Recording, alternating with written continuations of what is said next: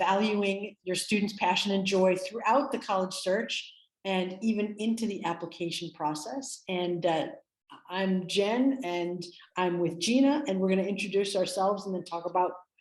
My name is Jennifer Schoen, and I have been working with students in high schools and colleges for more than 35 years now.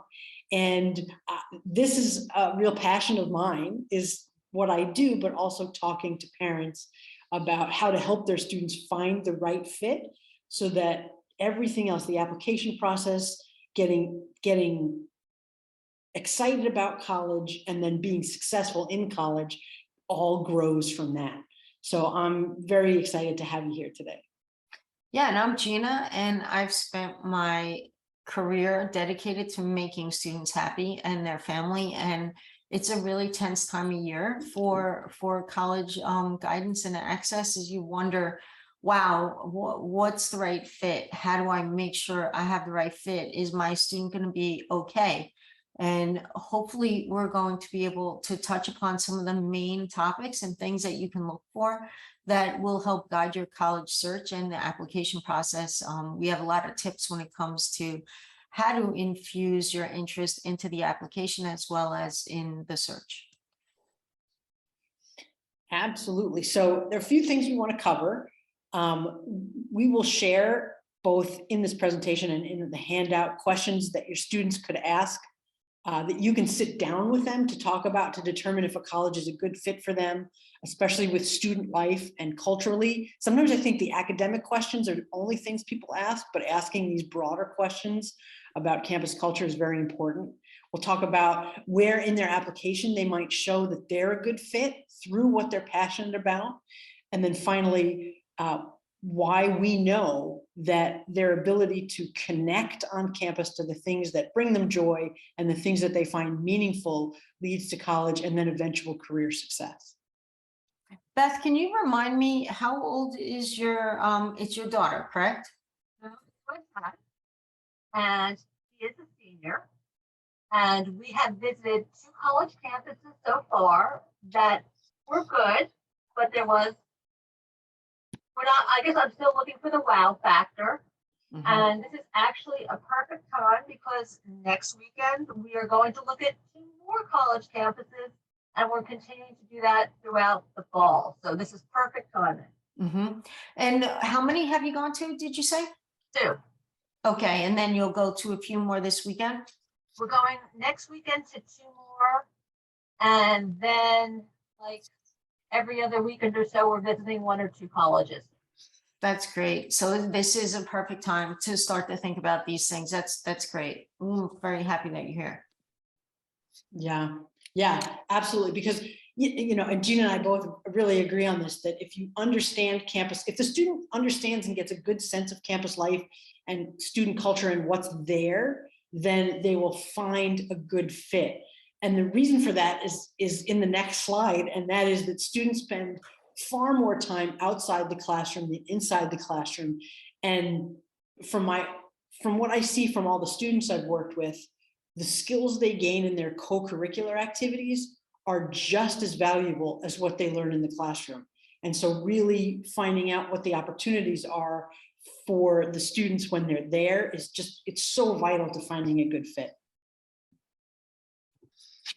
Right, and finding the fit isn't just, it is the wow factor for sure. Your student and you both have to have that automatic, this feels like home, this feels comfortable. But it's important not just for that, but it's also to take a look at the values, because if a student feels connected to the school community, then they're going to feel a lot more valued in the classroom. They're going to feel more comfortable writing on papers, listening to lectures, seeing the guest speakers that come to campus. You know, what are the types of people that are being drawn to that campus? And that's something when you're on tour, take a look at the newspapers. Who's the up and coming speaker or the artists and musicians that are going to that school? And how does your student fit in that? It will help them explore other opportunities at the college level. So maybe they don't know what they're interested in, or college is always going to open up doors, but you have to feel comfortable as a person in order to allow those experiences to come into your life. And we have we're going to end with a terrific testimonial when it comes to that. And finally, if you're comfortable and you're happy and you're learning and you're putting yourself out there, you're taking risks, you're taking on internships and opportunities, volunteer opportunities, then you're going to be a whole lot more successful in choosing a career, and then obviously moving on to life, which is really what we're trying to go for here. Yeah, and if they find joy outside the classroom and something they're passionate about, sometimes that helps them get through what may be the grind of organic chemistry. If they want to be pre-med or whatever, it helps them get through those tougher classes if they have some joy elsewhere. Right. So when you go on your campus tour, I recommend, and maybe others have recommended to you, that you sit on a bench and you become invisible and just sit. And don't have an agenda. Don't talk. Just sit and set a timer. Watch students changing class. Are they all looking at their cell phones? Are they all nervous? Are they interacting with one another? Are they walking in singles? Are they walking in groups? All those things tell you a little bit more about the campus and the campus environment. Are students going to their cars and they're primarily leaving campus because there are no dorms on campus and they have to go off campus? If that's the case, how does that affect campus life? So when you're going on a tour, make sure that you're looking again at the newspapers, at the signs, at the billboards, see what's going on outside the classroom, and just focus as much time on that as you do on the buildings, the facilities, the resources, and financial aid and the curriculum. Split your visit. The admissions folks will show you the one side of campus, but take a very large step back and eat in the dining hall or sit on a bench with a cup of tea or a cup of coffee and reflect on the places that they have there on campus, the spaces, the shared spaces, the common spaces. What are they like? Are they filled with students? Are they empty? Are they being utilized? And what type of learner is your student? What are they looking for at the college level? Yeah. Another thing, just to see is if the campus says like, this is a global campus, or we value the global experience, how many languages are you hearing as you're walking across campus? I mean, that can be even just something really simple that can be very exciting for a lot of students who want interaction and diversity in terms of just points of view from around the world. Definitely. And the other thing that I would like to encourage you to do is, on the car ride, have your student reflect on who they are right now, and then who they dream or envision themselves to be later after the 4-year experience. Because who they are right now shouldn't be the person that they want to leave college with. They should want to grow and become something more, a better version of themselves, or a more evolved version of themselves. And I always suggest that a student have a journal, and on the way to the campus, write down your thoughts about the school that you're visiting. Why are you visiting there? What do you hope to gain by going there? What do you think is unique about that campus? And then do a reflection journal on what did you see at that campus? How did you feel at the campus? What were the things that were exciting to you? What spoke to you, and what made you feel a little pushed back?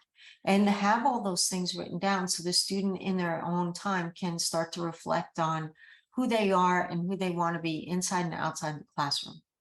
Yeah, and that journaling and writing down things that they notice, whether that's people's names of who gives the tours, or who something that they said that resonates with them, or things that they see or discover, will come in handy later when I talk a little bit about the application process.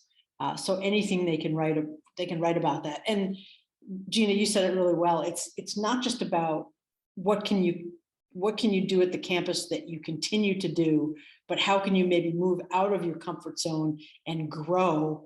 And how do you want to grow? And where do you see yourself growing on the campus?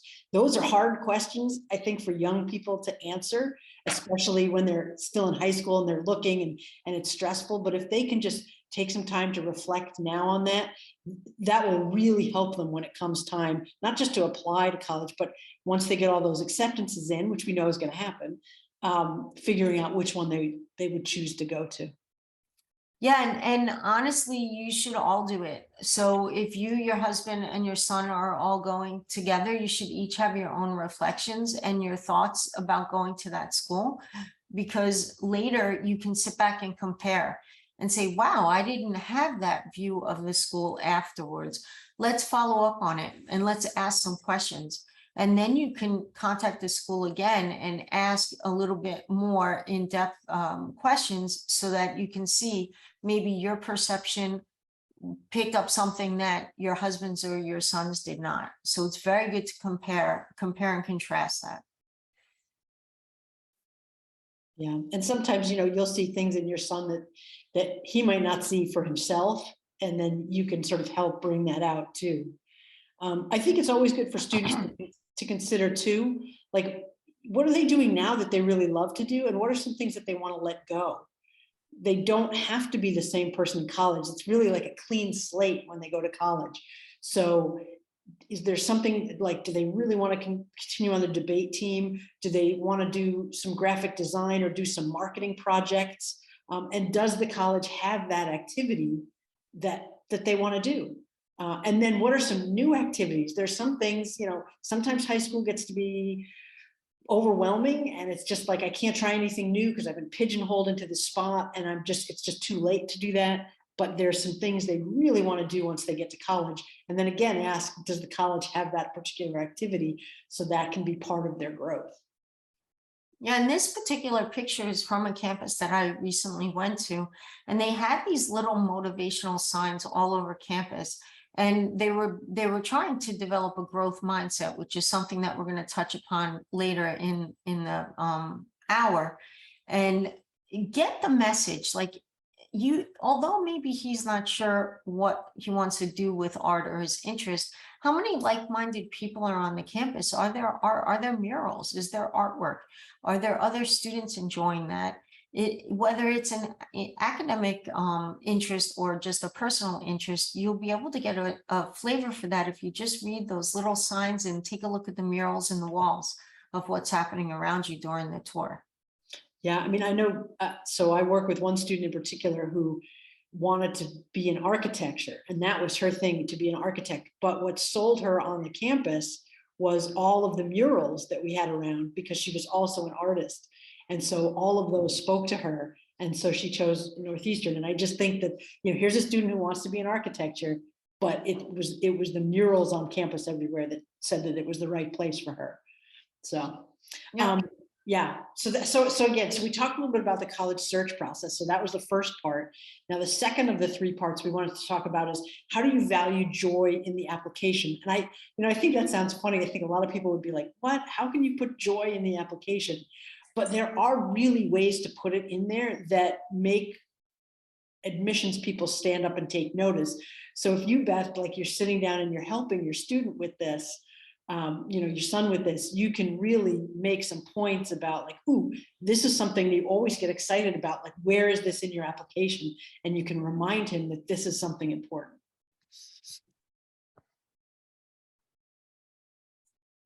So when you switch gears, and you have to get into the mind of the admissions person at the university.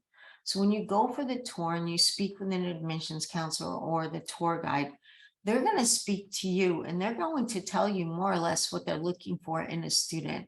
Mm-hmm. And it goes way beyond academics. It goes to core values and philosophy. So when an admissions person is meeting with you, listen for the clues. And for example, I was at Emory, and I think I mentioned this the other day, and the admissions counselor was talking about how they're looking for joy. They want to know, they use the word, and I was so surprised, but they want passion-driven learners. What is making your student, your son, passionate? And how can you reflect that on the application? It's a really big thing. Mm-hmm. And it doesn't have to be algebra or math. It can be another interest. How do they want to take their learning and influence the school community? Those are the questions. That's what the admissions counselor is wondering when they're reading the application, is how is this student going to bring their passion for learning, their open-mindedness, and their will to succeed to this school? And how will they contribute? A great question that someone said to me once was, if you can answer the question, what will your school community miss most about you when you leave? What's the hole? What's the vacuum in the community, whether it be in the church or in a religious institution or in the community or on a sports team? Where's that vacuum going to be when your student leaves high school? Those are the kinds of things that admissions counselors are looking for when they're reading the application. Mhm. Yeah, so there's so many places to show that joy and passion, and essays, I think, are the clear winner, both in the personal statement, which is the main essay, the required essay, in the supplemental essays. Not all schools will ask for additional essays, but some will. And so those are typically very targeted questions, and they're targeted to fit. And I'll just talk a little bit more about that later. And then any additional information. And sometimes the common apple just, is there anything else you want to share? If your student has written some other things in there, you can say, like, don't leave that blank. That isn't optional. Add something that you're excited about, that brings you joy, that you discovered about the campus in your journal, that you really just think was fantastic. And you want to say, I'm so excited about this. Like, that's a great place to put that in there as well. And then the other part is in the activities list, which I know we have a podcast about that, and we've talked about this before, but in the activities list, by showing commitment and leadership and doing something for several years, that often shows, without saying, I'm very passionate about this, or this brings me joy. Seeing those kinds of things in the activities list can show that joy and passion without sort of the writing more about it like you'd find in the essay. And if they get that chance, well, not if they get that chance, because you've talked to us a few times, you've heard us say this, if they have a chance, they do have a chance to write a sentence or two about that activity, putting why that activity is important to them, excuse me, and what they learned about themselves just in that sentence or two. That's like a real sort of punch of joy, if you will, which is kind of not a good metaphor, but it really shows that little bit of joy that they have in that activity. And so I really encourage them to write something in that when they get the chance. Mm-hmm. And as you're approaching college visits, if you are on a website and you see a particular faculty member doing research on something or an art project, there is something going on campus, they want to get into the studio, they want to see what's happening in the buildings beyond a regular tour, you can reach out to those faculty members, to those departments, to the admissions office, and ask to spend extra time with somebody, maybe a student from those areas. And that way you can go beyond just a traditional tour, and you can hear right from a student or right from a faculty member what's happening behind the closed doors, and how can you gain that experience and that knowledge when you're on a visit. Places may not advertise that you can do that, but many schools can accommodate those kinds of requests. Some cannot because of the sheer size and mass of the school, but it's certainly worth doing your research and reaching out to a person or two on campus to see if you can set up a little bit of extra time talking with somebody on the side of the tour. Mm-hmm. So I want to spend just a moment on supplemental essays. So here are three questions, right? Which is how will the student contribute to the campus community? How will they engage with others on campus? And how would they want to join the college community? These are the things that admissions folks are looking for when they're taking a look at all the aspects of the application that Jen just spoke about. But if you can take your upcoming school or a school that you recently visited, and answer these three questions, just, of course, we're spitballing, but how would your student contribute to the campus community of the school that either you just recently visited or one, like pick a school in your head and envision this. How would your student contribute to the campus community? I can give a really good example on this. My husband's a scientist and he has a lab, and he's works at the college level. And if a student writes to him or writes to the department and says, I've done internships, I'm really interested in biomedical engineering, and it's my passion, it's what I want to do. I'm going to be coming to campus. Is there someone I can speak to about the biomedical engineering department? Even though he works at a large institution, they will do whatever they can to work with you, either at the time of your visit or a remote meeting or a phone call, some type of follow-up to give you more information about what's going on there. And then how would you fit? And the one thing that they will be asked is, what do you hope to gain by being part of this? What will you add to the lab? What perspectives, what passion, what interest, why, your big why are you interested in this? And these are things that if you start to think about and get your son's mind thinking about when he goes to his school, I think your success rate of the visit, like your visit success rate, will be much higher than if you just go as a one person showing up and being shuttled through the campus. Start to really infuse his personality, his dreams, his mindset on what's happening around you, and be proactive in trying to establish those relationships. Yeah, and I think it seems like a lot of work. Here's a million questions, and we have a handout that has all these questions on it. But I think by thinking through them, you and your son will have a much more sort of directed approach to what you're looking at the college. So I think your time will be better spent there because you'll be looking for certain things. And just like Gina said, instead of sort of just being shuttled around and then getting a feeling for it, you'll be just more focused in what you're looking for. And then that will help you really discern what's the best, as a family, what colleges are the best fit. Yeah. And another example, and I'm sorry, I know I'm bogging this down, but another example would be a student who's interested in politics. And every school has their student government, but do you agree with the political views of the campus? Are you in line with those? If not, are you prepared? Are you ready to go there and really broaden, the scope of the campus's views? Is that something that excites you, that you want to bring your perspectives, add your perspectives maybe to a culture? Yeah, you want to be a trailblazer. Like, is that something that excites you? Or do you sit back and say, I really love politics, but I want to strengthen my belief in, and then, there's a fixed thing that you really want to become an expert in. Both perspectives are completely okay. But it's good when you sit back and reflect on a school to talk about these things. Are you going to be a trailblazer in the arts or politics, in the sciences? Are you going to have to really press the bounds of that university, which is okay? Or are you going to be more in the mainstream where that is coming at you at a high rate because it's in the major flow of things on campus? Yes. So the question then is sort of why does valuing, why Who cares, right?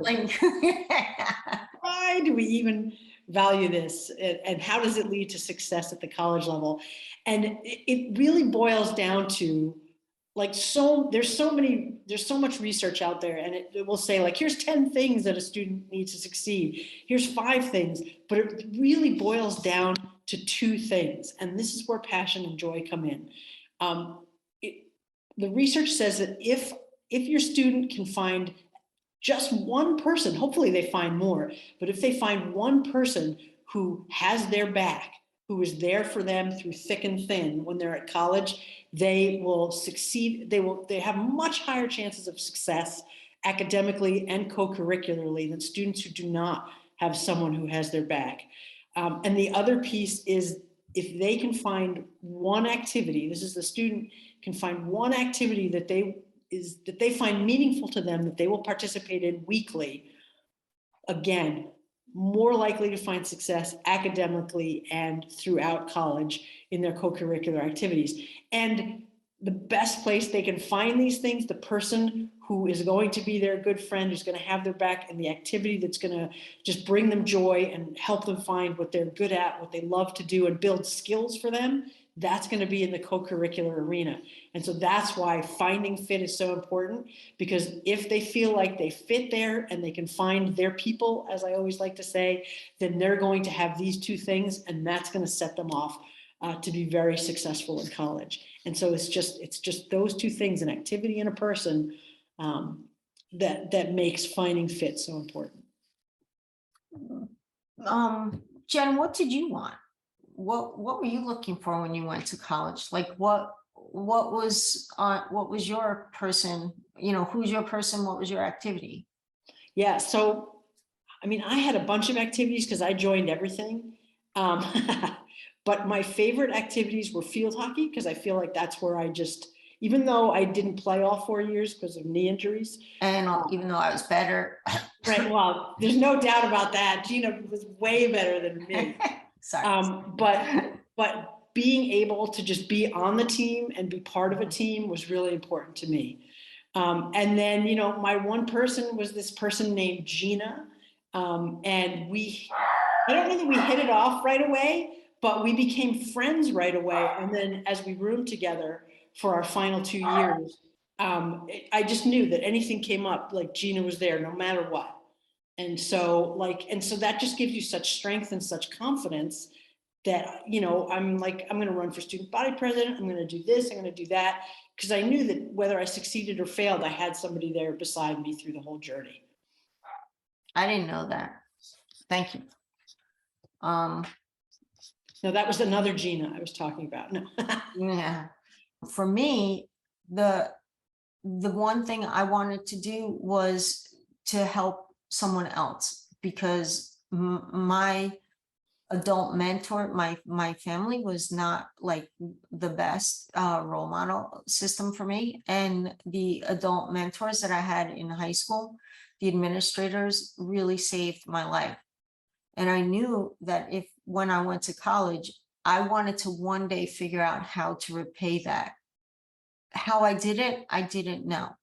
The one person was the admissions counselor at the school, the college that I went to, which was unlikely. I didn't expect that person to be my go-to person.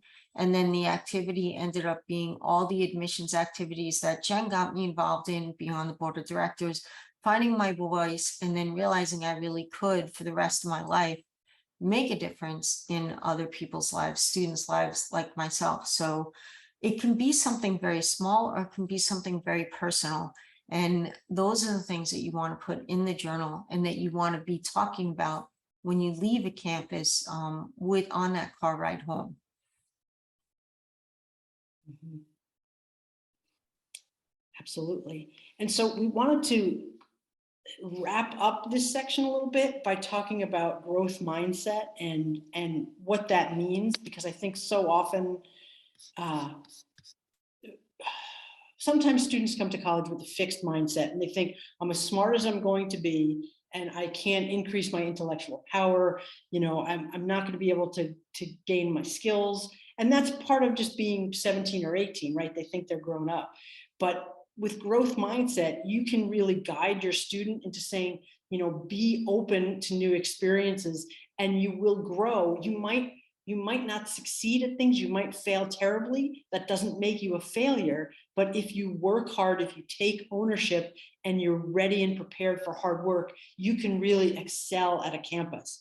And so talking about that effort and hard work that they need to put in will take them very far, versus having them sort of believe in natural skills or natural talent.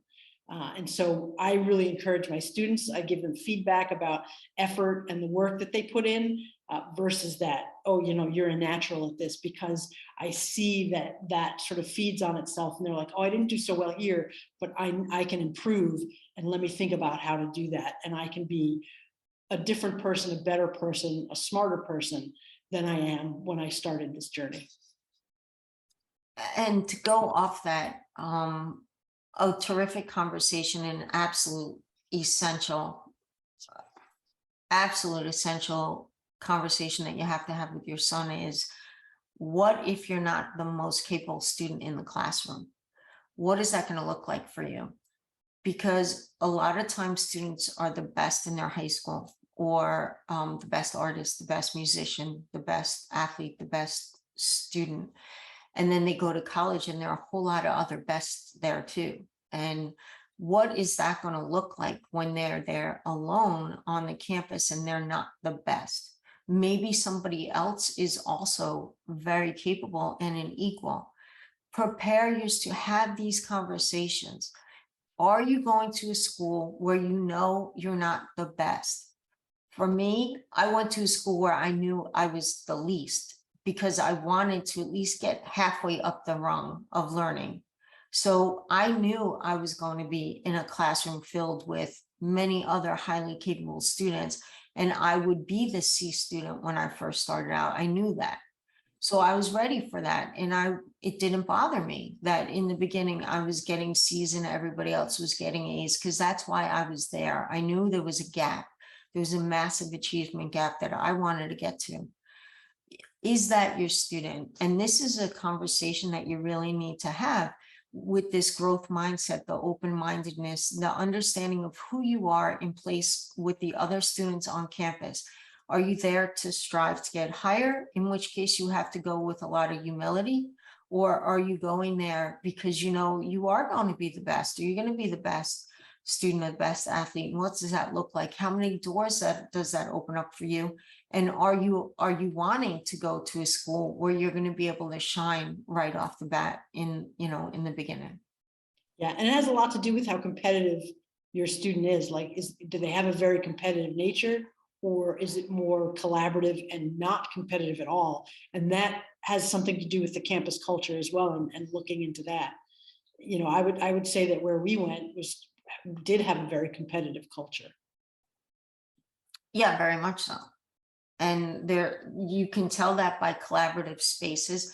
And as I said in the very, very beginning of this conversation, it's okay for a school to boast about all their collaborative workspaces and their maker spaces. It's the new thing. Schools are all doing maker spaces, taking out library books and putting in all these hubs and little nooks and crannies for students to work together.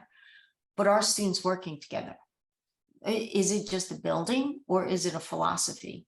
Mm-hmm. Watch and look and see, is that space being used? If it's not, then ask yourself why not. And it's a great idea to go back when students are there.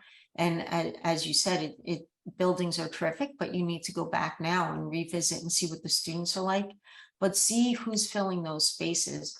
Are students sitting with headsets on, drinking coffee, sitting at their computer alone, which is okay if that's the kind of student that your son is? Or are they filling those spaces with collaborative work and discussion? Yeah.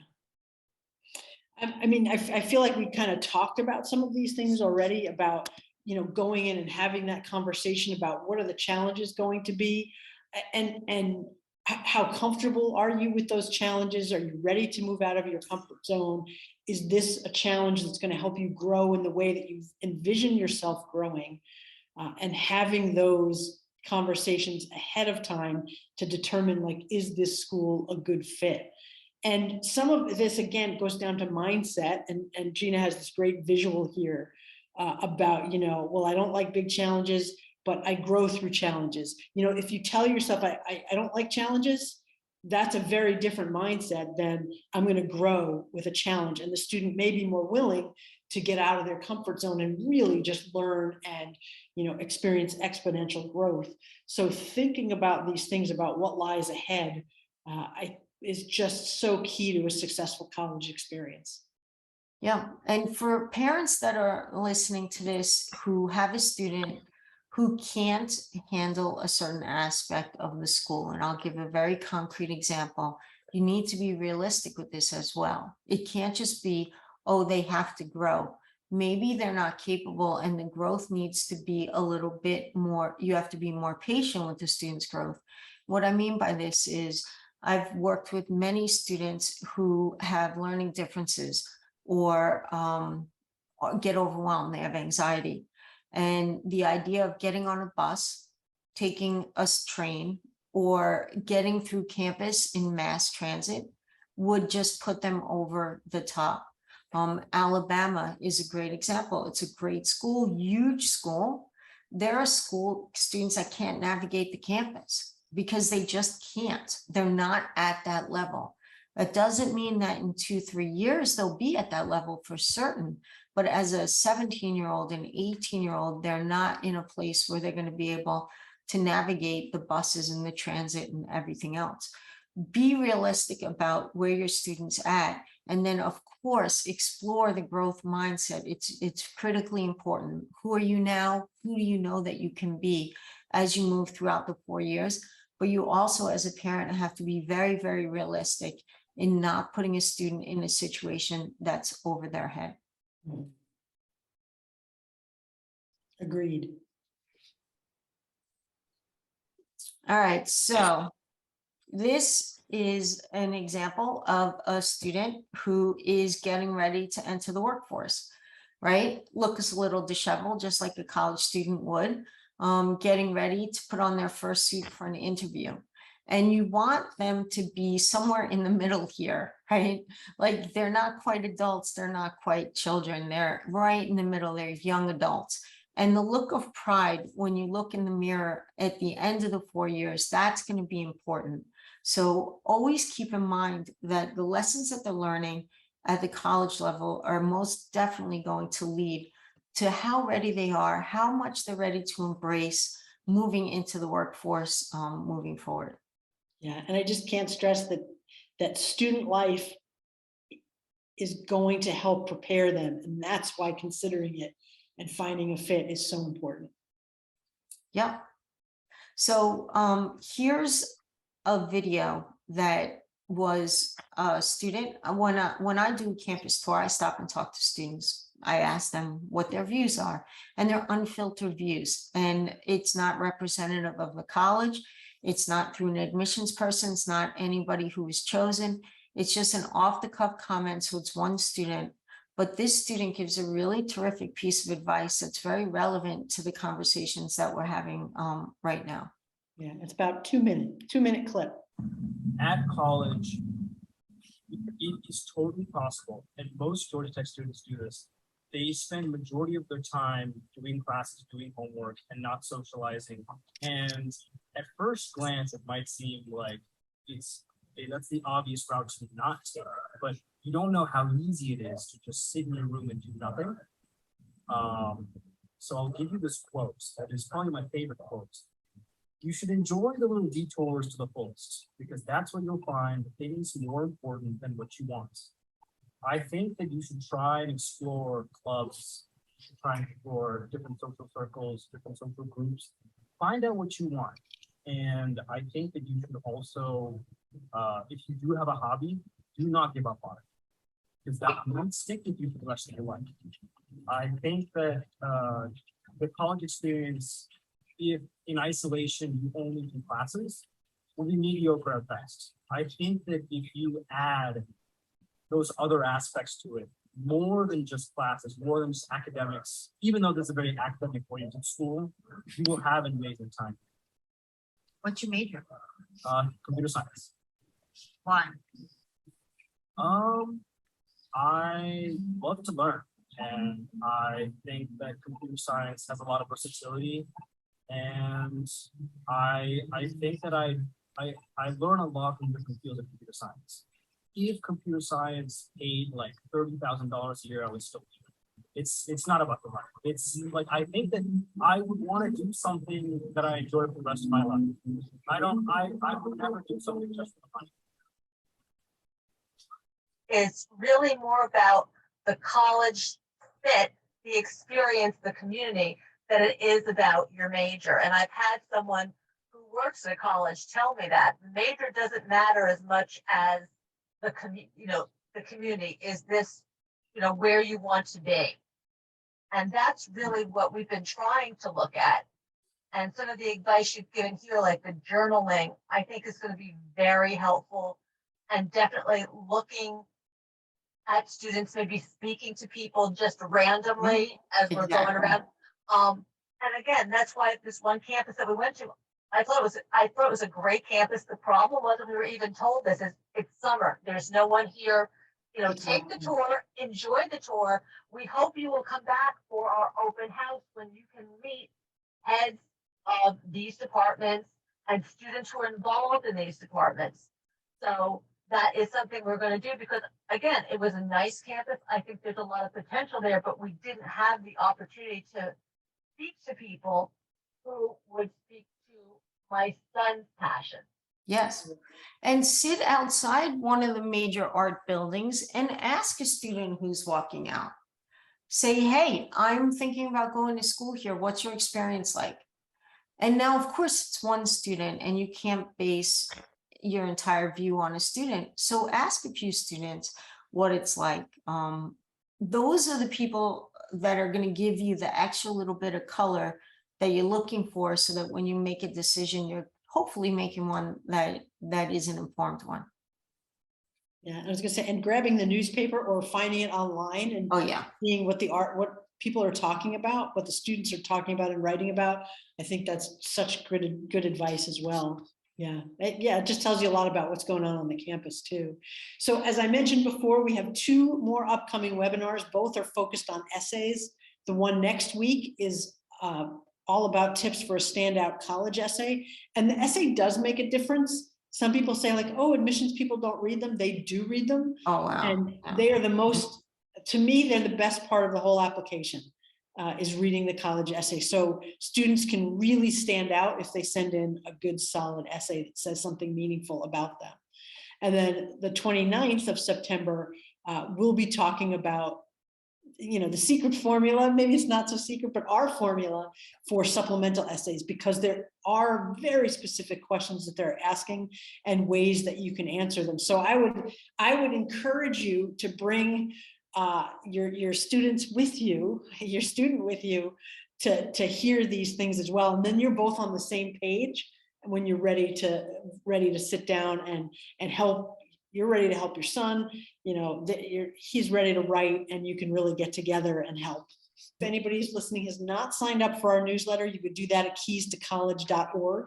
And that's how you'll get information on what our upcoming webinars are, as well as all the other programs you would like to do. We do work with students in small groups and individually through the whole admissions process, everything from, soup to nuts, which is the demographic information and the essay, the activity list, proofreading, making sure the student is really putting their best self on paper. We are, dare I say, we are really good at this because we've both worked in admissions. We've read a lot of applications. We've helped a lot of high school and college students. So we stand ready to assist there. And if you have any questions, you can email us, and we definitely check the email and we answer questions, individual questions, as well as large group questions that we could answer on our social media pages. So the only thing that we are asking for is if you enjoyed this session, that you would give us a shout out on social media. We have our Facebook and Instagram accounts listed below, and it's at Facebook is Facebook at K2C College Guidance, and the Instagram is hashtag keys2 college. And this is really what we're looking for. It's the one thing that we're trying to develop, and if you feel comfortable, it would be terrific to share our information with your followers. And I know there's not a slide for this, but I do want to share that we also have a podcast called Your Keys to College, and you can find it everywhere that you listen to podcasts.